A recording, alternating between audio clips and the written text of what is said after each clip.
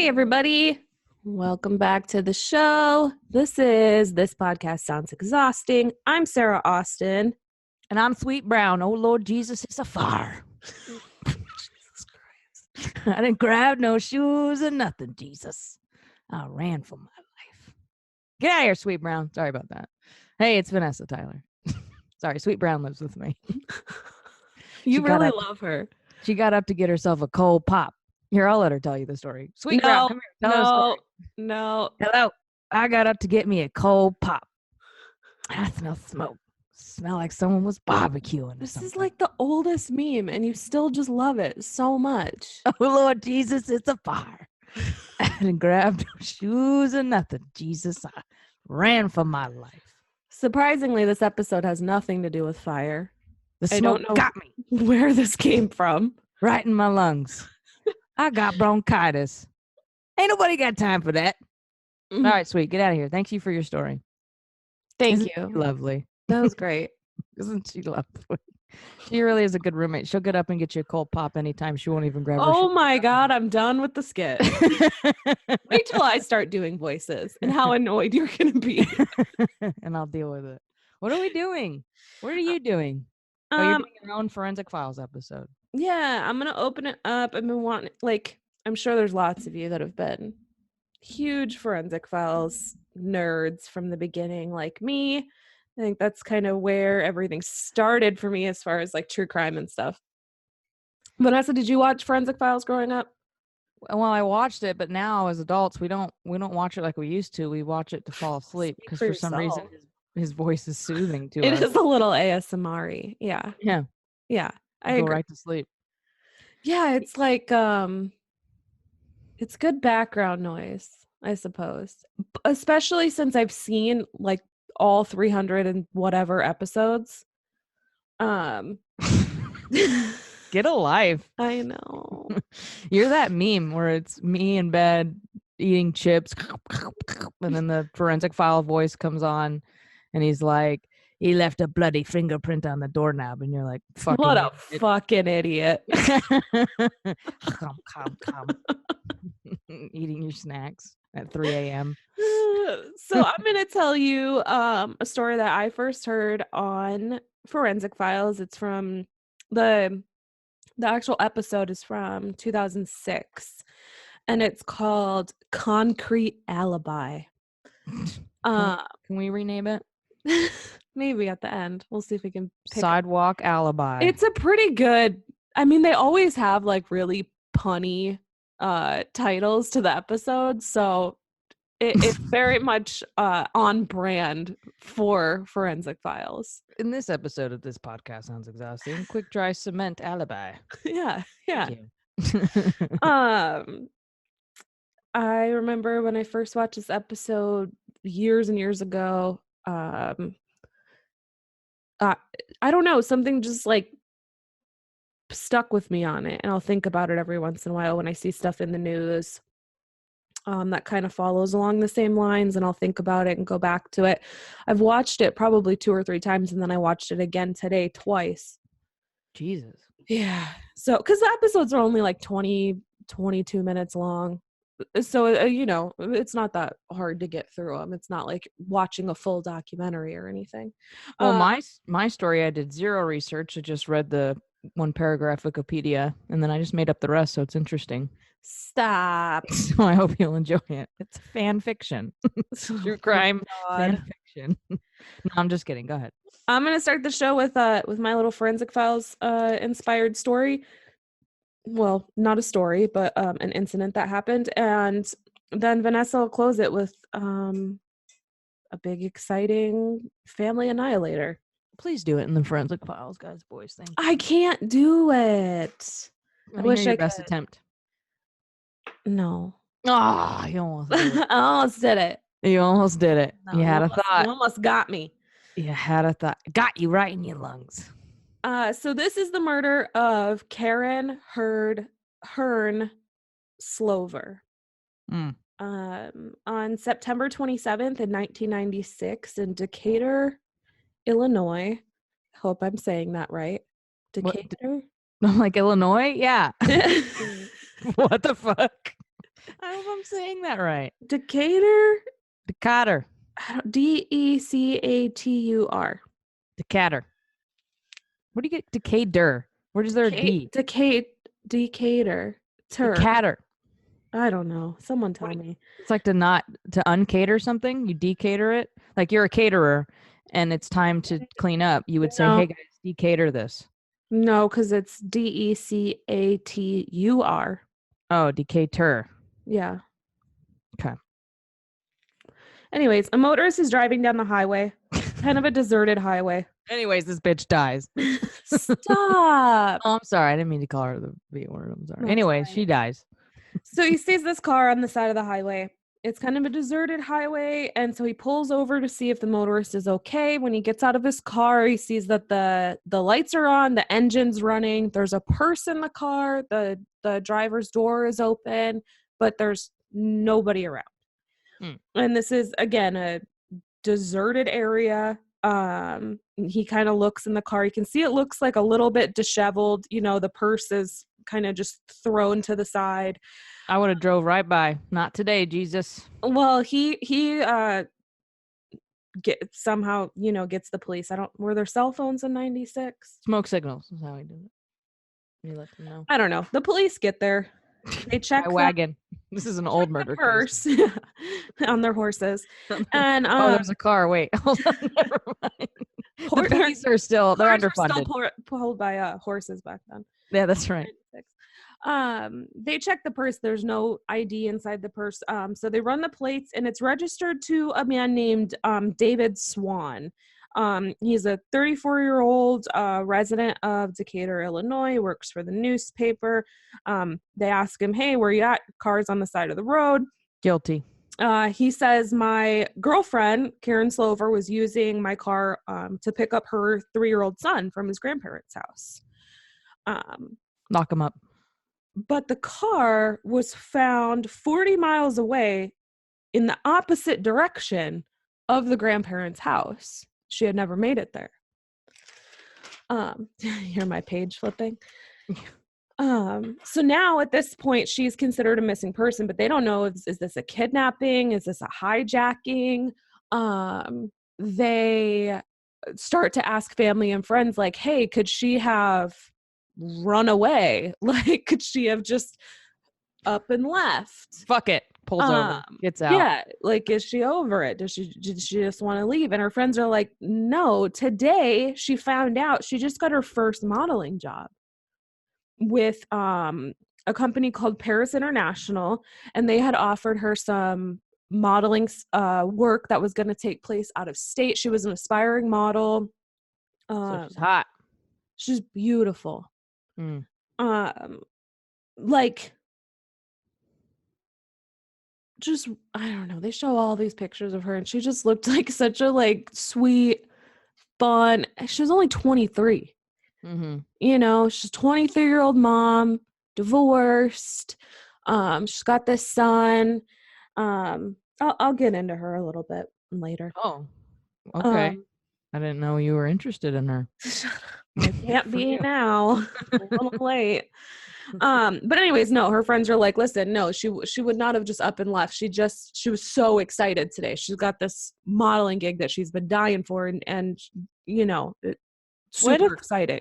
What if the police ask me that of you? Would she just up and run away? Depends. How did her day go? It's a possibility. How did her day? How did she start her day? Right. So 2 days pass. There's no sign of her. Can't find her. And 40 miles away in Lake Shelbyville, there's some boaters going fishing, and they see a floating trash bag. And they pull it out of the water into their boat, and they open it up, and it is the severed head of a woman. Jesus Christ. More bags start popping up. That's like Dexter. They call the police, and within these bags, more bags. I believe there were about 4 or 5 bags. Body parts? Yes. Let me finish it. Can you imagine? You have to solve crimes together. You're asking serious questions. What? I'm just like, You're just asking him questions. Hey, what's up with your car? And he's answering you, and I'm like, he's guilty. Arrest him now. Don't Get listen to him. her. She shouldn't be working here. Right. No, I'm a psychic detective, and he is guilty. No. She was shot. So all these bags start popping up in the water. They open them up and Shut up. Trying to solve a murder. they contain the rest of her body. And they do dental records and it unfortunately confirms that it is the dead body of Karen Slover.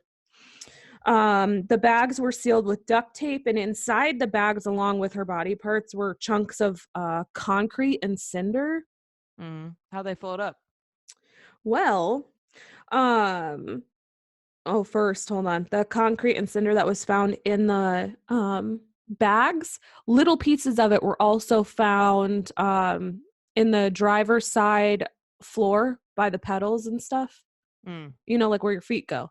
Right. There were little pieces of it there. Those were also found inside those bags. And the killer used the blocks to sink the body, but within 2 days, like all the gases and stuff that escaped the body, it was closed so tight. The bags were closed so tightly with the duct tape that all those gases escaping caused the bags to rise up and float, even though they didn't weigh them down enough. Analysis collect 6 dog hairs from the tape that was used to close the bags, but no prints on anything. The lake kind of just washed away any trace evidence. The autopsy shows that Karen has been shot in the back of the head 6 times. Jesus Christ, we got a serial killer. 6 times with a .22 caliber point blank range, which shows like severe rage and anger. Basically, somebody put the gun, All right, I've solved it. Thank you. You can stop. White male, mid-30s, hates his mom, takes it out on women that are pretty. Done. We'll see, Dexter. Arrest the boyfriend. So it shows a lot of rage and anger. Someone basically just, emptied the gun into her.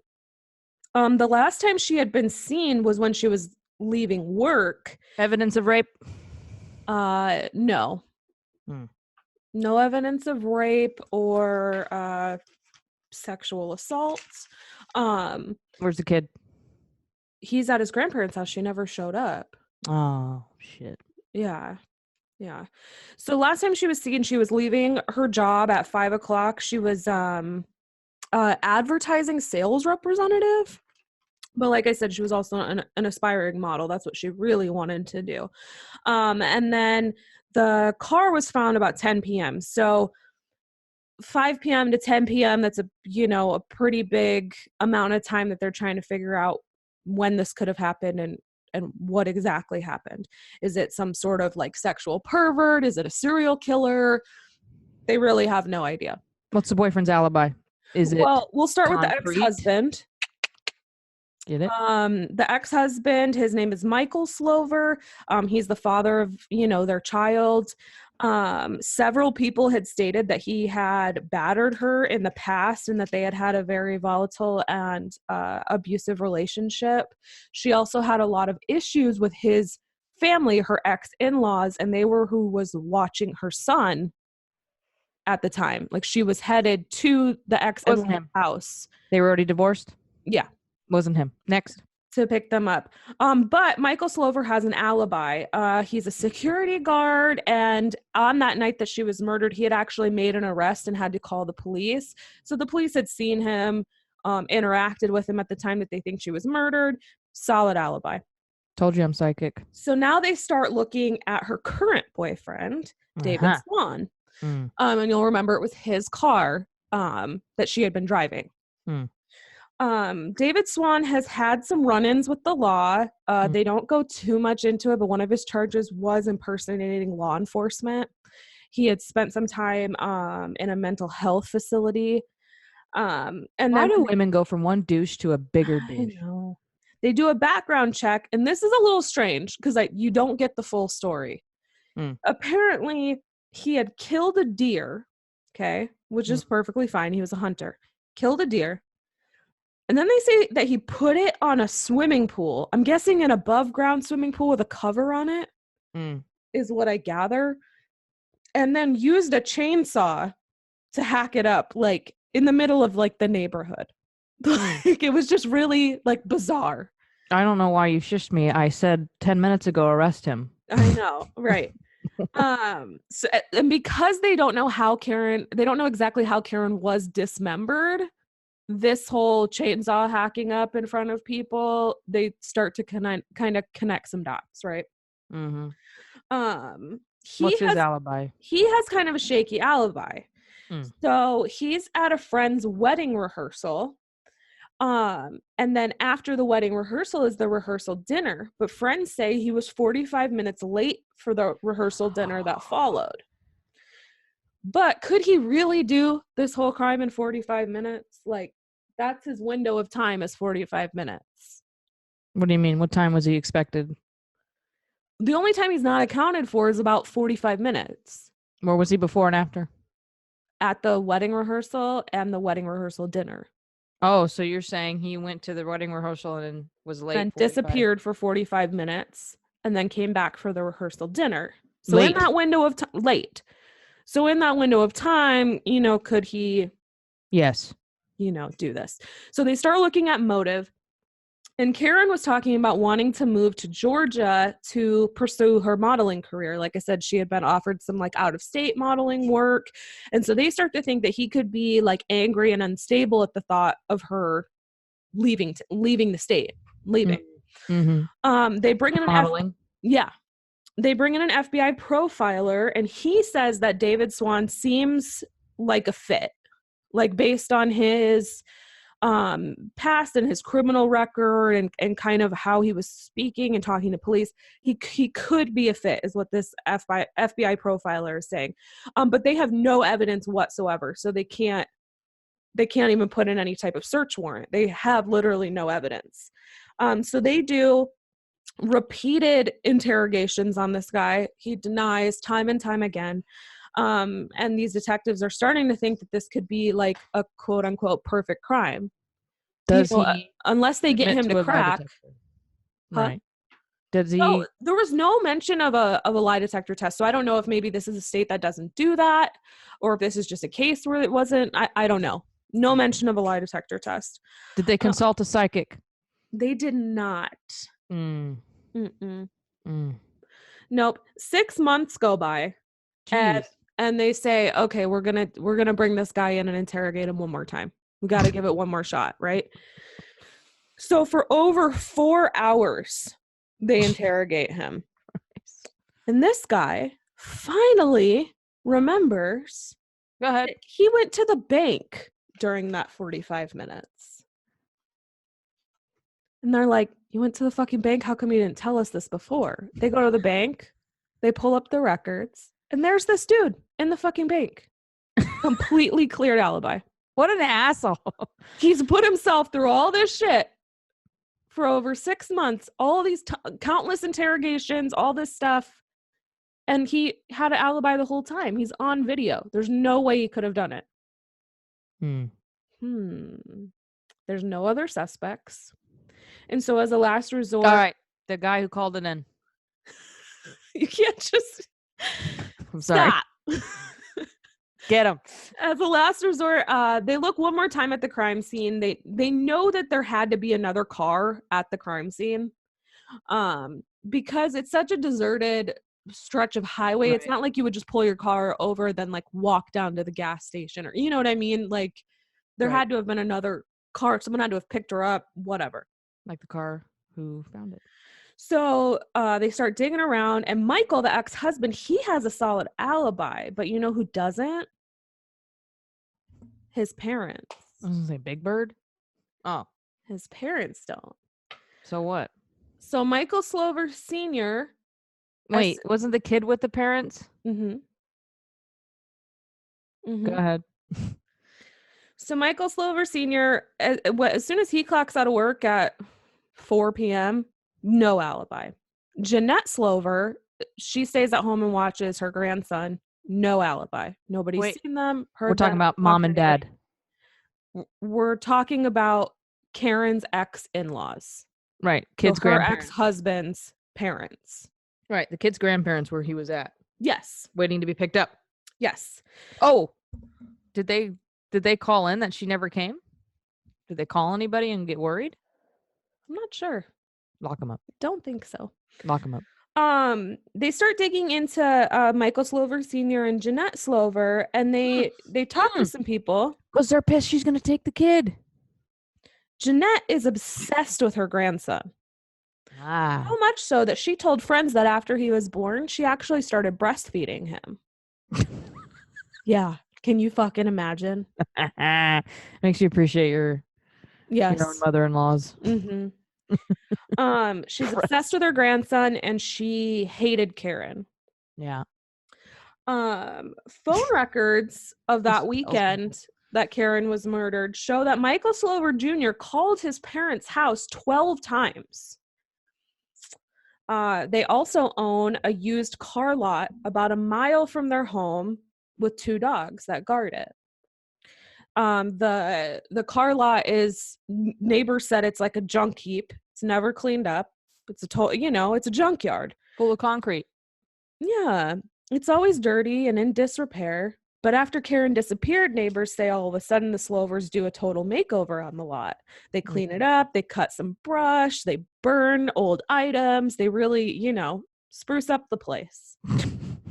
So they hire a forensic geologist named Richard Monroe to go in, grab some concrete and cinders from the Slovers' car lot, and test it against the concrete and cinders that are found in the bags where Karen's body was. He uses a scanning electron microscope, and I have really no idea what that does. But it magnifies it by 5,000%, and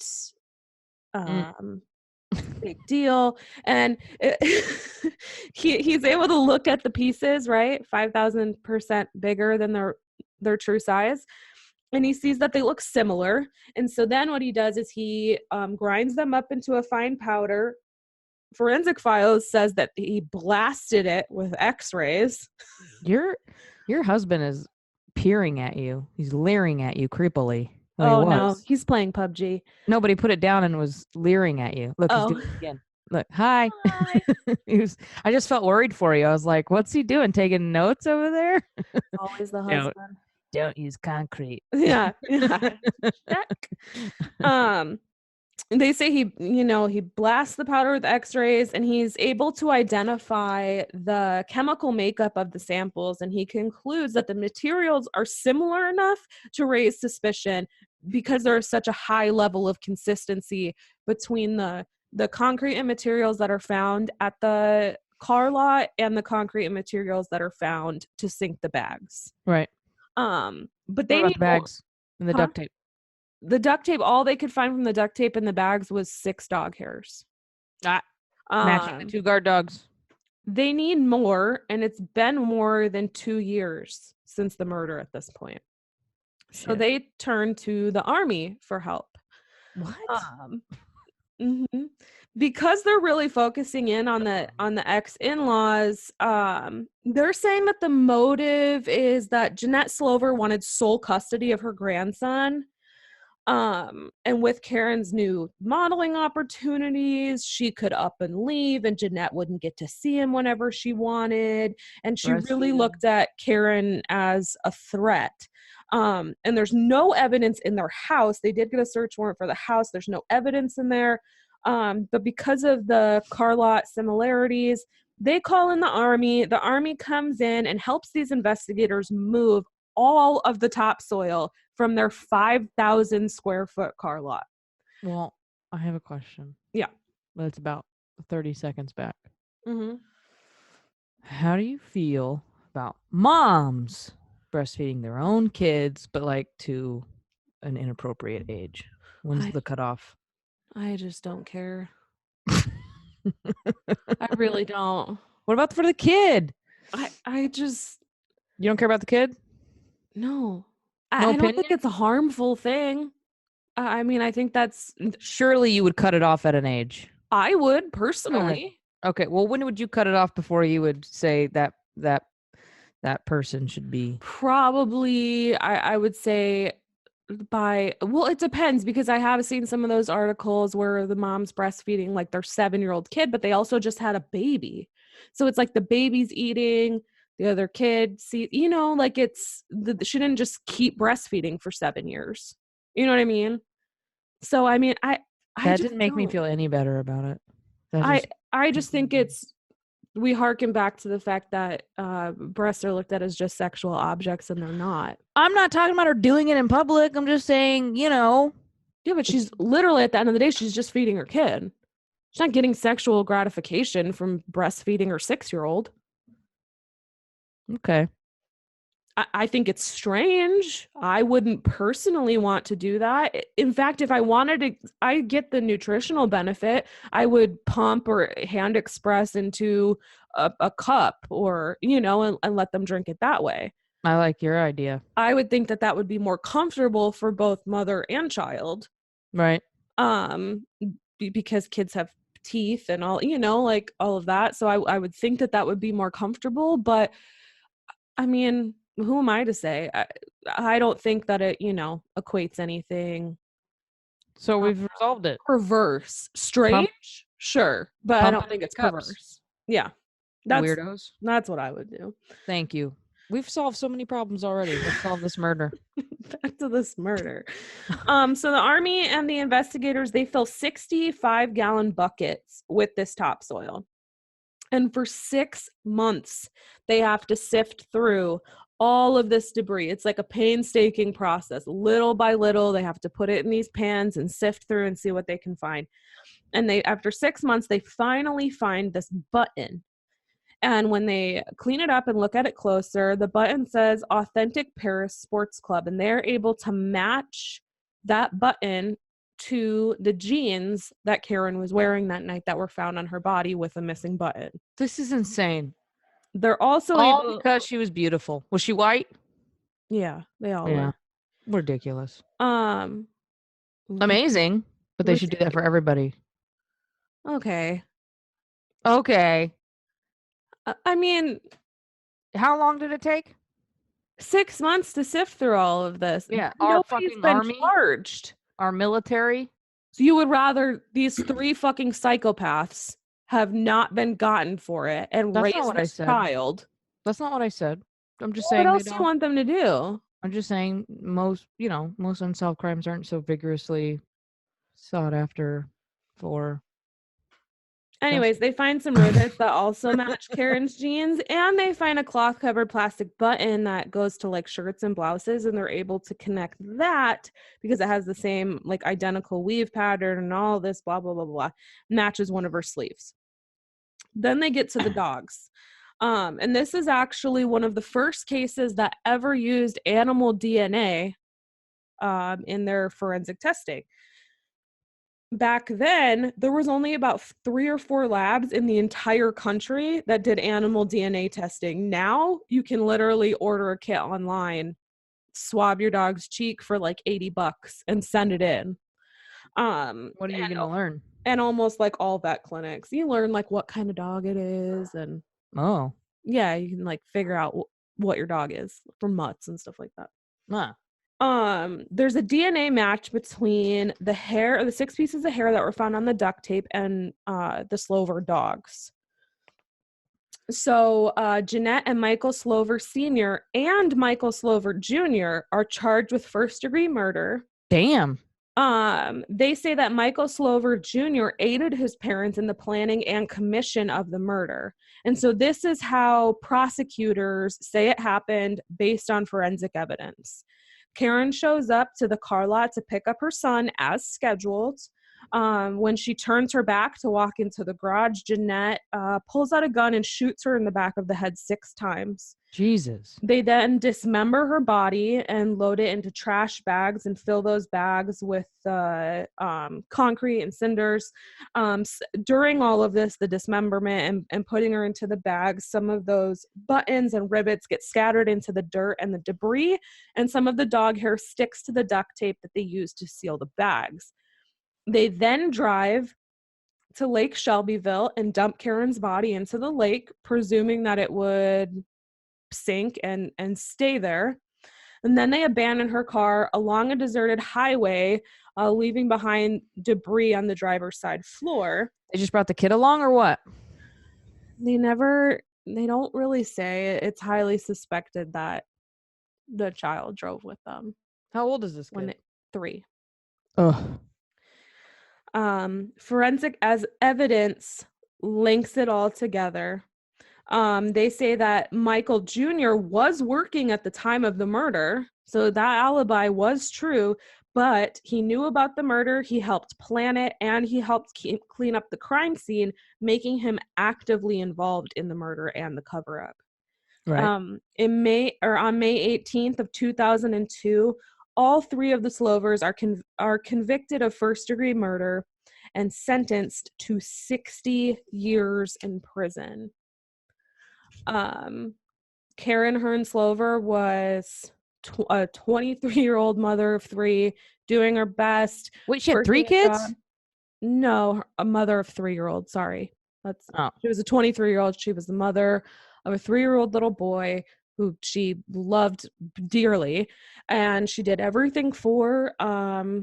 She had this aspiring modeling career. Everybody, of course, has amazing things to say about her, and the fact that the complete evilness of this family could take her away from her son, away from her family, and then it's all for nothing because they all went to prison. I know. They don't get to see their grandson anyways. Where did the kid go? Mom's mom?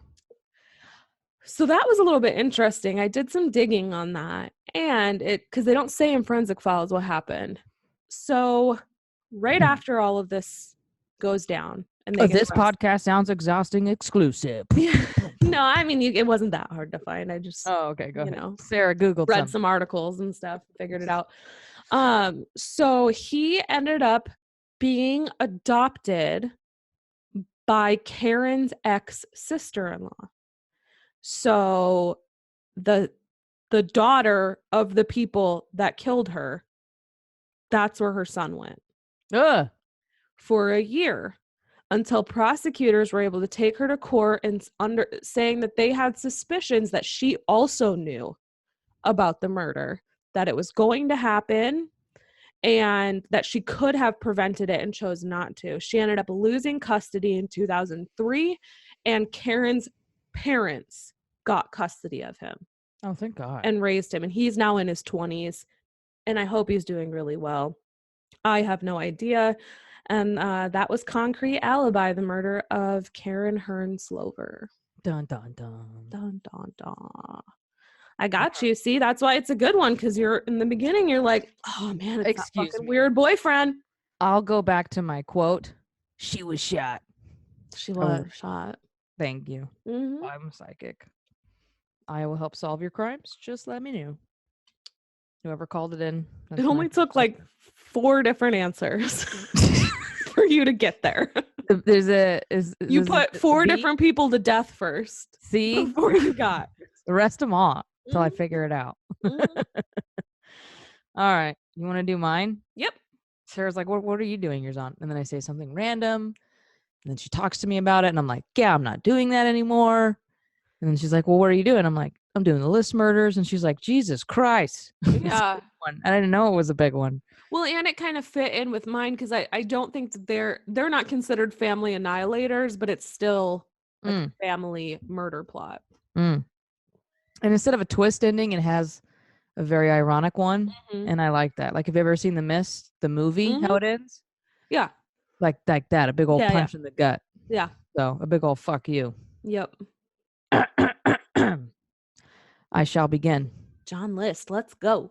I didn't even say his first name. You gave it away already. Here we go. Oh, We're already at let's it. go. Sarah's giving it away. You already know it's a familicide. Oh God. Yeah. Sorry, All right. guys. Let me start it the way I want to start it. Okay. It doesn't really make any sense, but here we go. All right. Westfield, New Jersey. Born and raised. No. That's where we're at. Oh, okay. August 20th, 1972.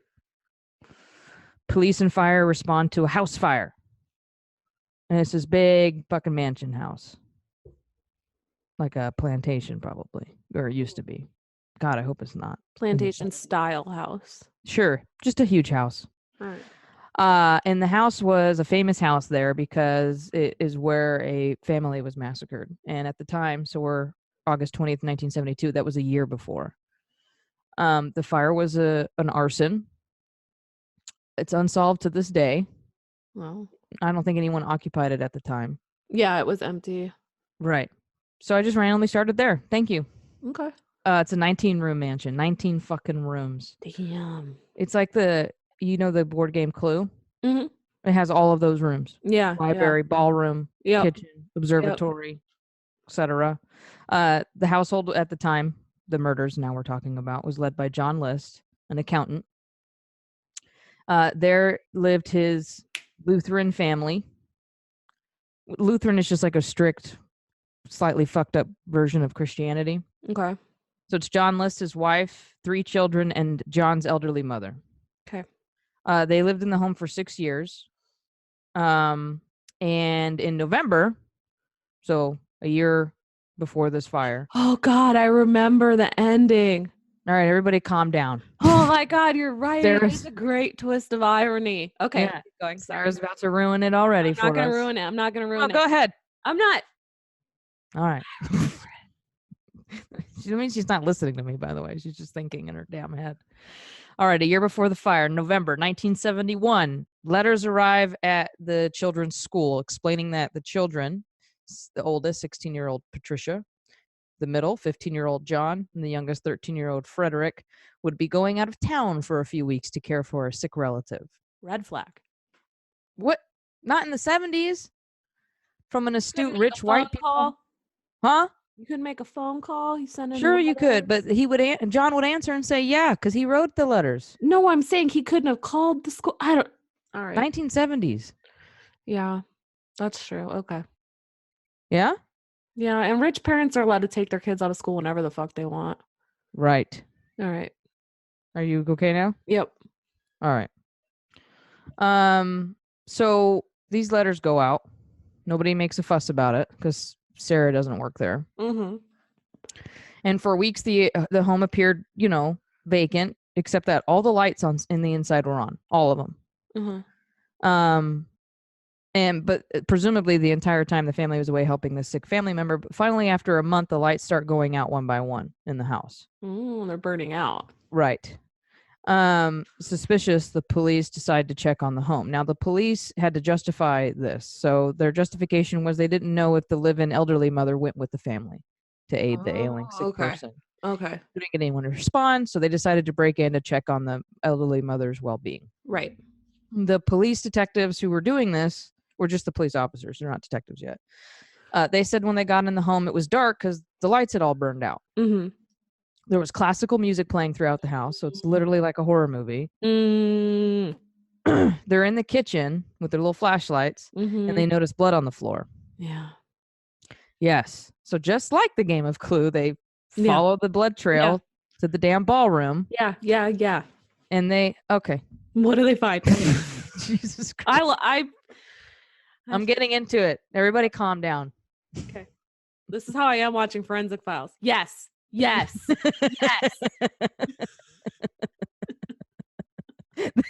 Like, yes, what? Like you wrote the story? Like, yes, we're getting somewhere. Something's about a bunch of dead family members. Calm your shit. It's really horrible. Okay. It is horrible. The lights have burned out one by one. There's fucking classical music playing throughout the house, you guys. Yes. Yeah. It wasn't ghosts or aliens. Calm your shit. That means it's been playing the whole time for a fucking month. That's right. Undo the calamity that's in your memories, would you? I will not. I will not.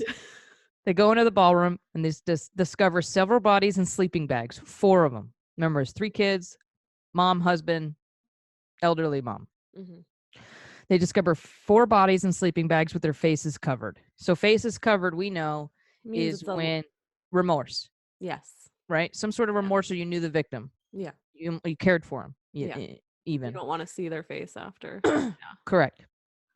They were laid out in a neat row, and they were identified as the wife, Helen, and her 3 children. Mm-hmm. All were shot in the head, though they noted that the middle child, John, 15, he had multiple bullet wounds in his head. Yeah. So they didn't know what was up with that. They don't know what's up with it at all. They're just like, what the fuck is this? Right. Unaccounted for at this time is John, who's 46, and his elderly mother, who's 85, 86. Okay.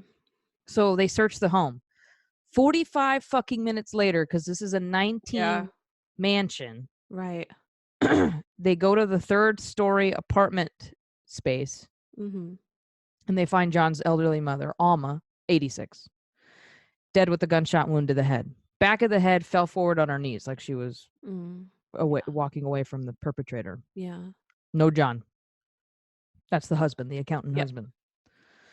In John's office, they found a 5-page letter written by John to his pastor 5 weeks earlier. Mm-hmm.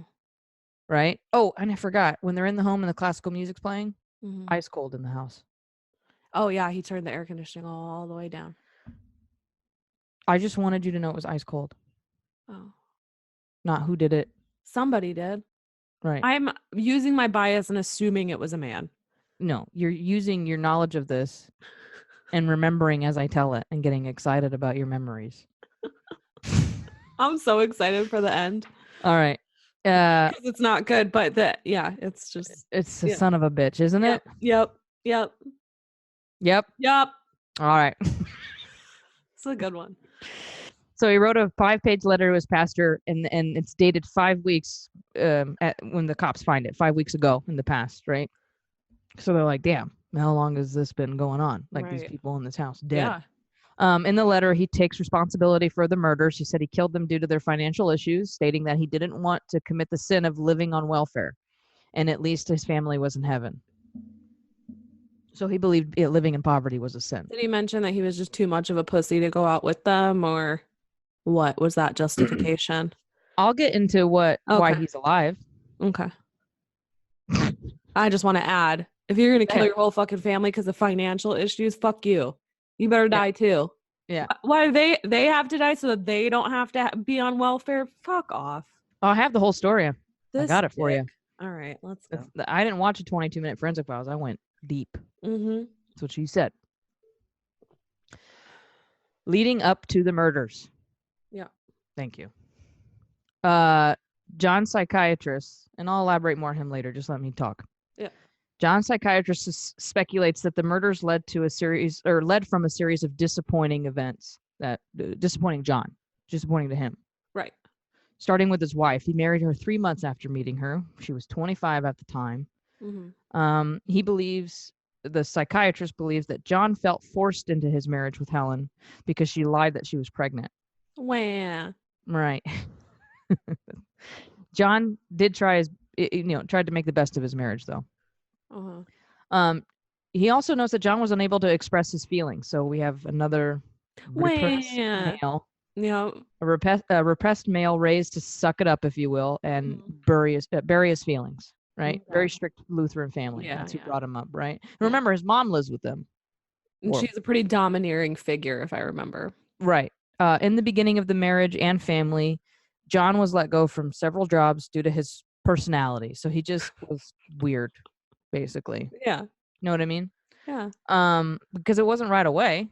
Right. But it also wasn't 5 years later. You know what I mean? Yeah. They moved a lot due to his constant job changes. Mm-hmm. But this all changed when John got a job in 1965, so 7 years before the murders, with the First National Bank of New Jersey as their vice president. Wow. So he's making bank, right? That's a big position to have. Yeah. Immediately, the family bought this giant mansion. Of course. All dead in. Mm-hmm. Even though John did not want to buy it. His wife forced him into it. And to do this, to buy the home that his wife demanded, Mm-hmm. he had to borrow money from his mom, and so he had to also invite her to live with him. Well, I mean, it's a fucking 19-room mansion. I don't know what she's doing, his wife. Yeah. You need all that? I don't know. I mean, it'd be cool, like, to play an actual game of Clue, like on The Office. They have that murder mystery in a 19-room Look, mansion. I'm just saying that maybe we shouldn't put all of the weight onto I'm not her. putting it on her. I'm just saying, goddamn. Yeah, nobody needs that. It's ridiculous. You don't kill anybody over that. It He could would just be really fun to help. have like a Clue-themed party, though. Yeah. Like, That's how so you'd fun. coerce Isaac into it. Like a Clue-themed orgy. I have the candlestick. Orgy. Jesus. I have the candlestick in the library. Let's you play a go. game. Guess what I have in me? The candlestick, the revolver. All right. John, his wife, were often at odds, plus his overbearing mother living with them, all played a role into what led up to this. Right. After 1 year of living in this house with his mom and all this nonsense, John ends up getting fired from his vice president position with First National Bank. And so he sees their perception of his as successful dwindling in his mind, because he actually gets a suit on every morning, goes in his car, takes the train to nowhere. Fucking guys. We talked about this with the Dexter copycat killer. Right. These fucking dudes. What are we going to do? I feel like this is gay agenda-y here, but go ahead. What are we going to do about these dudes?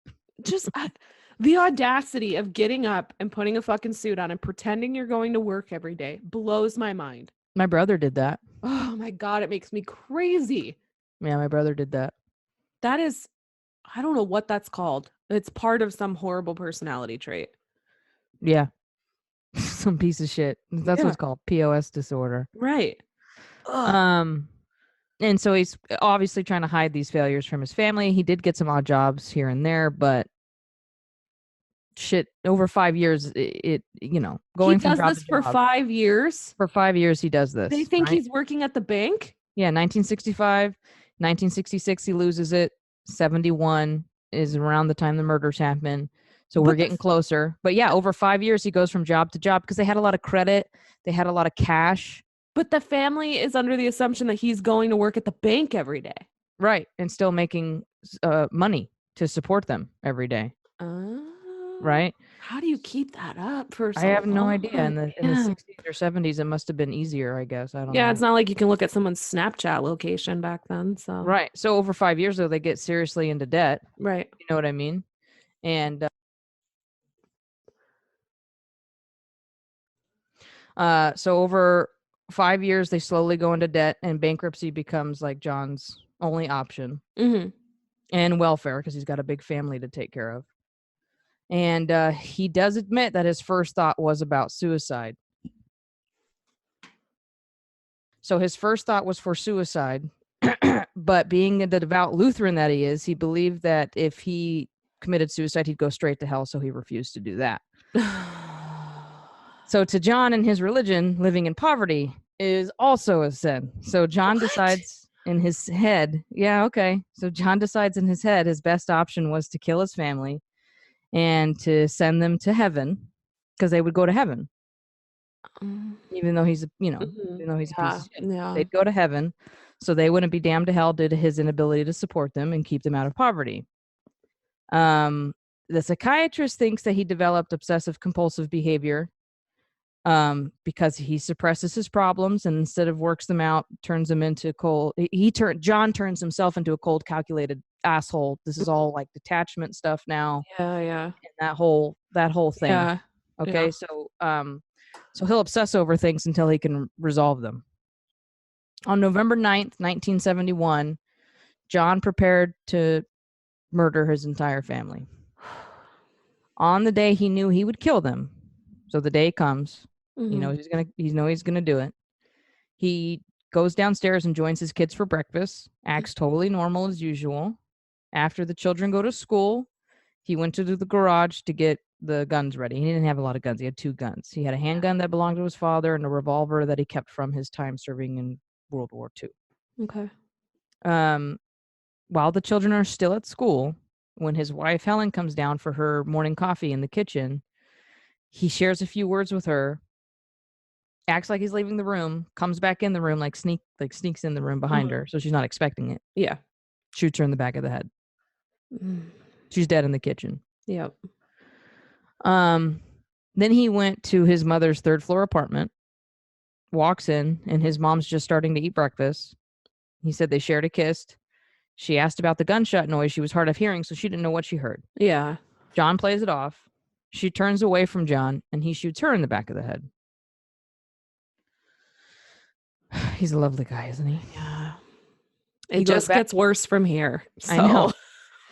He goes back downstairs, cleans up the murder of his wife, and he comments on it like there's a lot more, like very cold and nonchalantly comments like there's a lot of blood. She had false teeth that like flew out individually from the gunshot wound. He had to clean up all of it because he didn't want his kids to see it when they came home from school. Right. So he cleans all of this up and he takes her to the ballroom because it's the most seldom used room in the entire home. Yeah. Which is ironic because it has a beautiful skyline in it. So he leaves the mother-in-law, or his mother, excuse me, up in the third story apartment. Okay. He goes to his office, writes the letters to the school about the family needing to leave on a long trip to take care of some sick person he made up. Then he leaves the home, goes to the bank, withdraws $2,000 that he shared with his mother. And in the 70s, like literally the early 70s, it's a decent amount. Yeah. It'll get him somewhere. Yeah. So he can get a job. And that's the account he shared with his mom.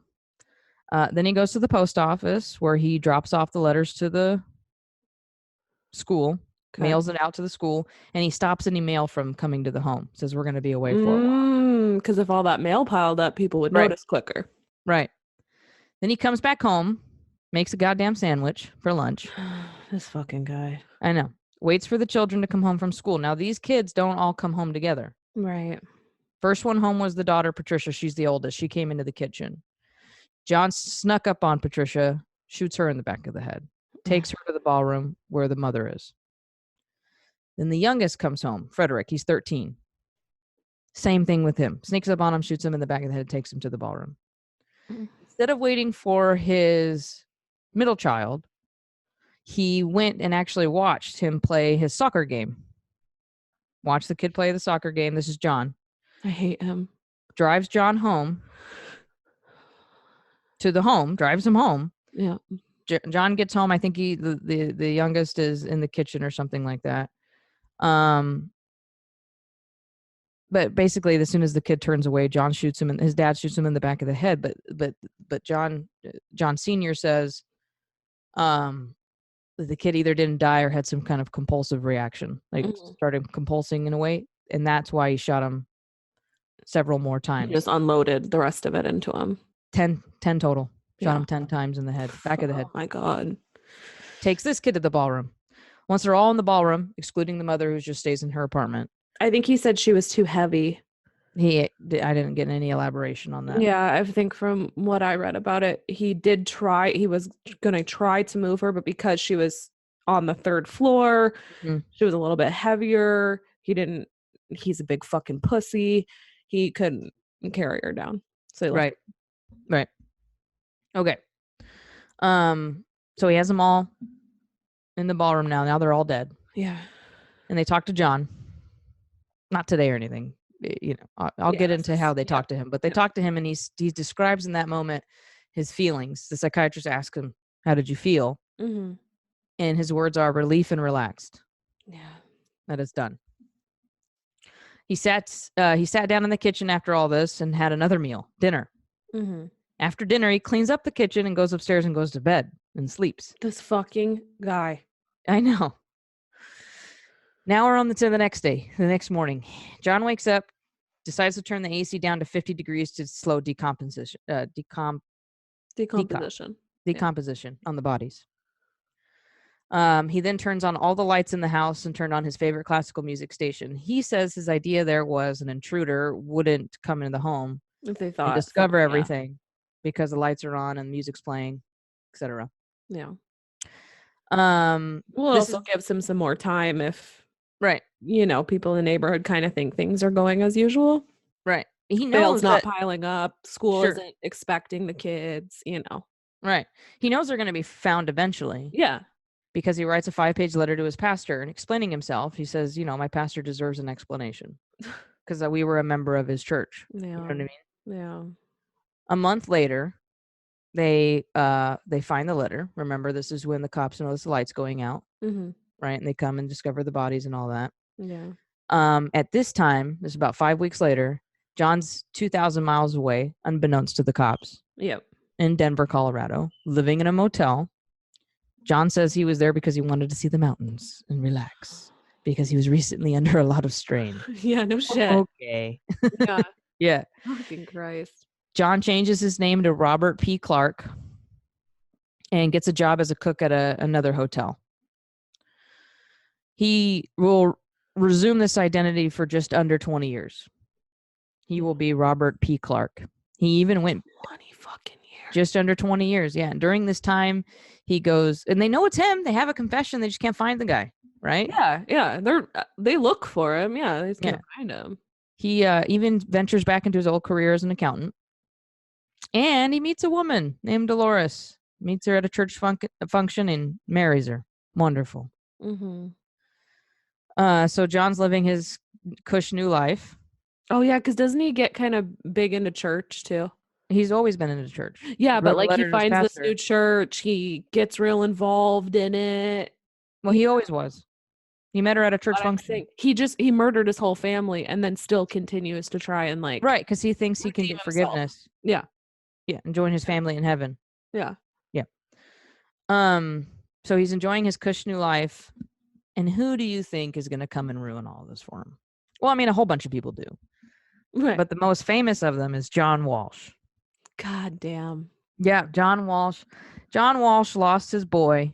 It's an unsolved crime. Oh. And he started America's Most Wanted. And John Walsh was a sheriff. Yeah. And lost his kid. So he started America's Most Wanted. This is now 20 years after the fact. So this is the early 90s. Yeah, and he didn't just lose his kid. His kid was horrifically murdered. That's right. His kid was murdered. Yeah. I mean, like, he lost him, he doesn't know where he is. No, but that's why there's so much, like, I think that's why he's so vigilant on especially child murders. Yeah, so he hates this guy. Yeah.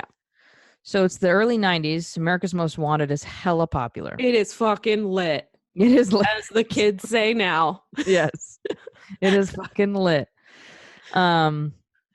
And they, the local police were hunting for this guy because it was on the local every year on the anniversary. They were talking about it in New Jersey all the time. They're talking because it was so crazy. They knew who did it. And they're just like, where the fuck is John List? Fucking confession. And he just disappears. Right. Where's John List? Nobody knows. Yeah. So they do get the FBI to join the hunt for John List. And the FBI does make him one of their most wanted. Yes. So now they're reaching out to America's Most Wanted producers to get them to cover it. And at first they turn it down, the producers. And the producers claim they turned it down because they just thought 20 years, this guy could literally be anywhere. It's too much of a long shot. Yeah. But they kept trying for 9 months, trying to get the producers to do it. And finally they thought, okay, we'll do it. They agreed to do it. Yeah. In 1989, they agreed to do it. Hey. America's Most Wanted. My birth year. Yes. By this time, before it airs, but by the time they accept to do it, America's Most Wanted, John and his new wife, Dolores, have moved from Colorado to West Virginia. Oklahoma. They have a nice little life together. Guess what? One of their favorite pastimes is, Sarah? John List, now Robert P. Clark, and his wife, Dolores. Playing classical music? I thought you were going to say that. It's not it. Oh. One of their favorite pastimes. Really boring vanilla sex. No. What could it be? One of their favorite pastimes. Oh, is it watching America's Most Wanted? Ding, ding, ding, ding, ding. That's what it is. Is watching America's Most Wanted. He loves it so much that he actually encouraged everyone he would run into to watch it. People at church, coworkers, their friends. Listen, I don't know. That's what he did. And the audacity of this bitch. Audacity of this bitch. She's telling everybody to watch. You won't see me on there. Right. God. So yeah, they love it.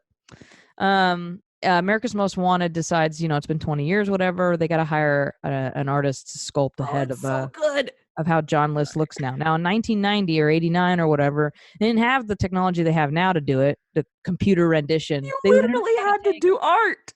a plop of clay and fucking carve it. You know what I mean? Into what he looks like. God. Do you have the name of the guy who did it? No.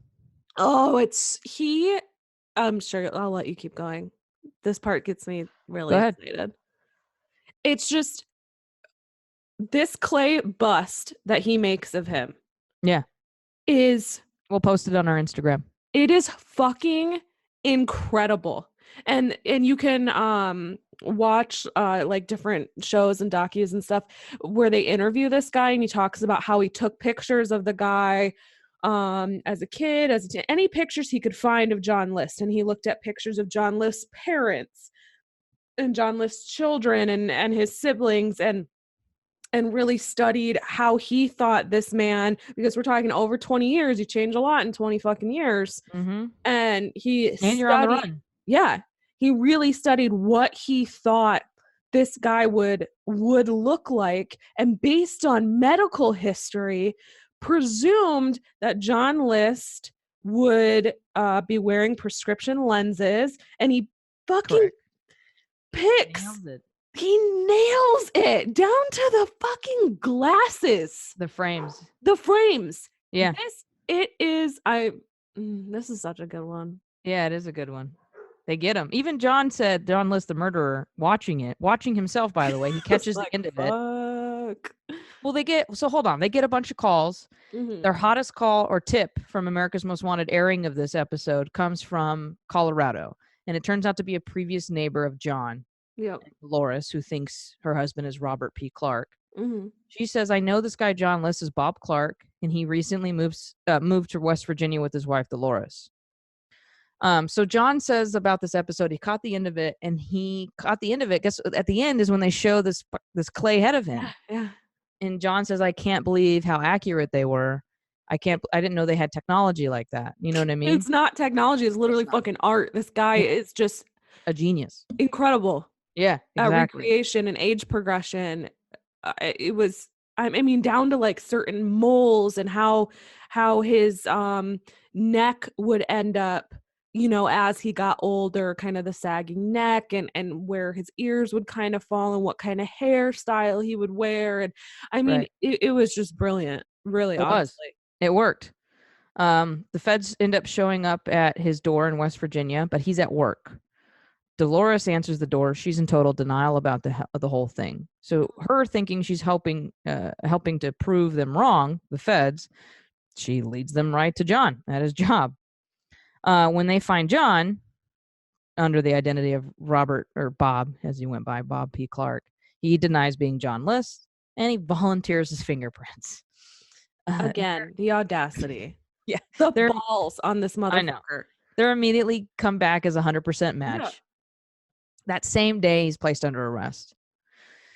Even during this time, he refuses to admit he's John List. It's not till his first real court appearance that he admits that he's John List.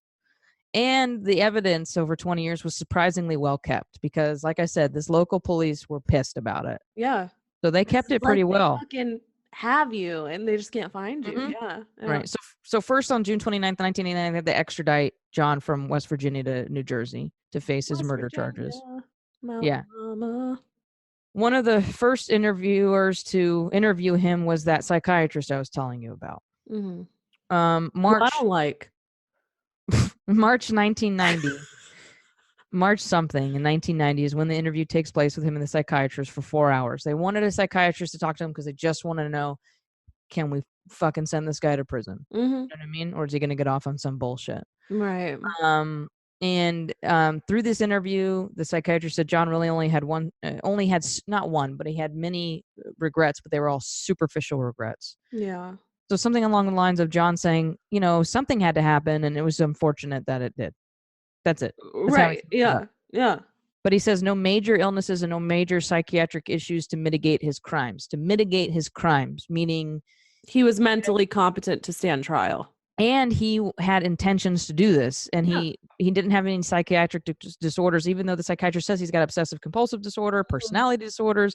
He doesn't have anything that would stop him from intentionally killing his family and having a thought where he goes, I shouldn't do this, and has an option out. Right, right. He didn't have like a psychotic break, Right. or he was in touch with reality. Sure. He knew what was wrong. His defense, on the other hand, tried to blame the crime on his personality disorder, saying he wasn't willfully able to not commit the crimes, if that makes any sense. It doesn't. The obsessive compulsive disorder, things like that. Yeah, he could not have deliberately committed the crimes because he had OCD. He had to do it. Anyways, the prosecution puts the psychiatrist on the stand. He says, no, this isn't a good defense. There's no autopilot basically going on. That's what the defense was trying to say. Yeah. That it wasn't happening. Yes, he has personality disorders, but he could have made another choice very easily. And their biggest piece of evidence for this was the dumb letter he wrote to his pastor. So, explaining all of it, he believed what he was doing was right, but more importantly, that 5-page letter to the pastor shows full intentions. Yes. You know what I mean? Yeah. Okay, I guess I like the psychiatrist again. Oh, okay. The jury deliberated for 9 hours, guilty on all 5 counts of first-degree murder. And later he was sentenced to 5 consecutive life terms. There's some bullshit that when the crimes were committed, the death penalty was not in effect in New Jersey. Yeah. So even though the death penalty was in effect at the time of the trial, it doesn't matter. That's fine. Let him rot. Yeah, the most he could get was life, and he got it. Life without parole. 5 times. John does claim that he's sorry, and he feels that his mental state at the time makes him unaccountable for the crimes. So he's sorry, but he's not accountable, which is like the worst thing you could be. Right. In May of 1990, John goes to prison. And John says that he got his parole time while he was on the run. So he thinks that, yeah, like it. So he's like, okay, I guess I'm in here for life without parole. The only thing I could go for is parole at this point. Right. But I got my parole. What an ass too, because that does piss me off that he got another almost 20 years. Oh yeah, he got a whole have a nice life. Exactly. John thinks prison's okay. He likes it. He thinks it's safer. He's safer. He thinks it's safer than the world that there is today. And at the time, that was the 90s and such. Yeah. Yeah, and he does believe he's going to go to heaven and rejoin his family. And he doesn't think that there's going to be any hard feelings between him and his family. And they're probably over it by now. Yeah. He did appeal his case twice. So he did try to appeal his case on 2 different occasions. And on 2 different occasions, the judge almost quite literally told him to go fuck himself. Good. Yes. So the irony in all of this. Oh, and it's so good. So we know John did this because they were going to be bankrupt in debt. And this was in the very early 70s. Yeah. So when we say he had $2,000 in his account, that's still quite a bit of money. Right? He probably was bringing in 30, 40, maybe on a very high end, $50,000 a year, which was a substantial salary. He could have sustained his life with his mom's money in that 19-room mansion. Yeah. But like we said, he lost his job, couldn't keep a job. He couldn't make that kind of money regularly, right? So he did all of this because of that poverty bullshit. And even though John is a piece of shit, and even though John made up, and I'm not going to say but on John. What I'm getting to is he's pretty clear and articulate about what led to this, why he did this. Yeah. And it was strictly because of that. There is no indication that he's lying about that. There's no indication that he wanted to get away from it all. You know what I mean? Even though his wife was driving him insane or whatever they had, the whole point is that pressure he had to be the husband and father and son and provider, he couldn't do. He was failing at it. And that ultimately is what led to this. So the reason I talked about that fire, because it had nothing to do with it. It happened a year later. Who cares, right? Nothing to do with it. Yeah. Because of this fire, and because the home was so famous, somebody noted something in the fire. And what they noted was a stained glass, like skyline, in the ballroom where he put his family, because he said, quote unquote, it's the most seldom used. The room they cared less about. They couldn't care less about it, right? There was a stained glass like skyline in there. that was designed and signed. It was autographed by Louis Comfort Tiffany. You would know him as the Fucking Tiffany and Co. Tiffany and Co. Yep.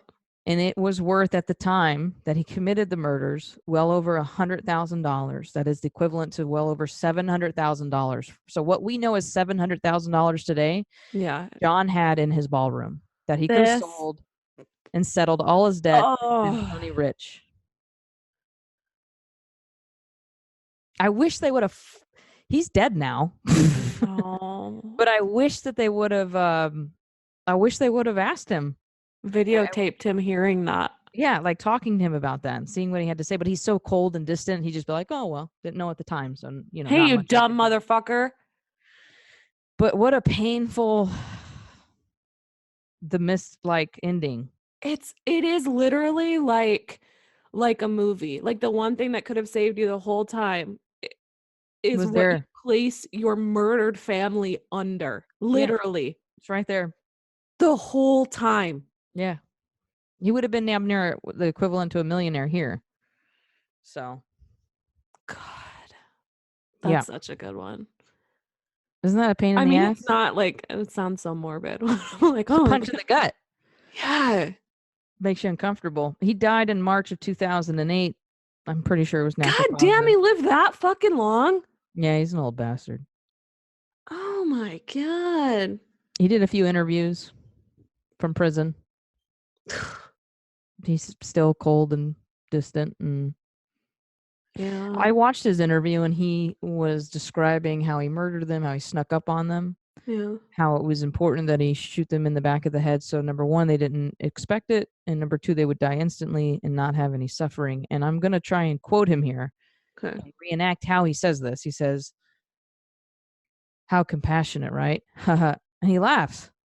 Well, It's such a weird thing. He's just a weird dude. Definitely got a personality disorder. He probably had Asperger's, if I'm being honest. Not to put down anyone with that, but I'm saying he has like a personality disorder. He doesn't know what's inappropriate or what isn't appropriate and what isn't, I guess. Well, that's also common for sociopaths. Sure, it could be a sociopath or dissociative personality disorder or whatever that is. Yeah, well, because sociopaths don't feel things like empathy, remorse, sadness, so they can like kind of mimic what other people are feeling, but on a one-on-one interview where they don't have anything to mimic, it can be, you can get some of those weird, really out of place comments like how compassionate, right? And kind of awkward laughing because they're not realizing just how fucking inappropriate that comment is. I know. Can you believe he had a Tiffany original autographed made by Louis Tiffany? Yeah. The whole time. Could have got him out of everything. They could have paid off all their debt. He could have probably gotten away with a divorce. Oh, yeah. And his wife picked that house with that in it. And nobody knew. Nope. And then whoever burned it down didn't even steal it. Like literally nobody. It makes me wonder, like, you're so desperate to get out of that you'll literally do this crazy murder of your whole family and your mom. But you're not so like in a corner, backed into a financial corner that you won't just fucking like look for a way out. That's just right above your dumb head. Yeah. You know what I mean? Well, that's what I'm saying is like, so I understand the pressure and feeling pushed into a corner and feeling like, I don't know how I'm going to crawl out of this. Like, how do I get out of this? But to me, it almost seems like he went kind of immediately to, I'll just murder my whole family and start over as a single person. He didn't really seem to exhaust any other options, like maybe moving or trying to sell the house or admitting he lost. Like, he didn't do anything else. It was just like. Well, I know he didn't have a support system, but I mean, I guess he could have. Or just fucking dip out. True. Just fucking leave your family. Yeah, go be Robert P. Clark without killing everybody. Yeah. Just leave. Just be like, fuck, I'm take done. the 2,000 and run like you did. Just go. No one would have looked for him either. Right. They would have been like, well, fuck this guy. He sucks. Yeah, loser. Now we're going to sell this house. Oh, look, we have this Tiffany light. Bump up the price. Yeah. Well, I guess it has to come back to like how someone's raised to like see things, because he he probably saw being a deserter as something he couldn't come back from. Whereas if he murders his family and in his own mind he's doing the right thing for him, sending them straight to heaven, maybe I can gain some forgiveness later. In his own warped perception of reality that he was raised on and that he perpetuated, it actually seemed like a better way to go. Or it's just, which it isn't. No, it's not. I don't know. I feel like it's a lot of just, we see this a lot in Family Annihilators, basically every time, of the person who's done it, which is usually the white father or son, wants to just start over. Yeah. They're done being whatever it is they feel they have been forced or coerced into being for too long. Right. I mean, that was the Shanann Watts case that was just all over the news. This guy had a new girlfriend, wanted to move on. He's got a wife and 2 kids. She's pregnant again. This isn't what he wants. And instead of going through the process of the very hard process of divorce and, separation and custody and things like that, it's just murder. Just that'll solve it. We'll figure that out. And when I found out you were doing the John List case, I was gonna do the Watts case. But it's just so current, like so new. Let's do that one together. I just felt like people probably aren't ready to. I'm ready. Yeah. Wasn't that here in Arizona? Yeah. Let's do it. Can we do one together? It's a really tough one. It really is. Can I do like, I don't know what parts I want to do. But there's also some great like footage and stuff in it. Right. And it's crazy. Mm-hmm. I've watched all of that stuff. Body cam footage. Yep. Yeah. There's some really good interrogation videos and stuff. We'll have to figure that out for all of you guys listening, like how to do that just audio. I mean, we'll post it for you to watch later, but I mean, maybe that would be one to do live recorded. Not live, but like maybe when you come visit or something, we could record it. I'll have to brush my hair. No, we could do it like this. No, but we could like do an actual video of us and release that. I'll go live on Facebook. Yeah. Something. Okay. I don't know. We'll see. We're just we're brainstorming. We have a lot going on. We do. Sarah has a lot. I'm moving. She's moving. Yeah, we're both moving. We've both got, new places. I've been we're moving to a completely different town. I've been dealing with getting all this. If you've ever bought a house, you know how just ridiculous the process is. And there's actually more going on too. So they're lucky they're getting anything. Yeah.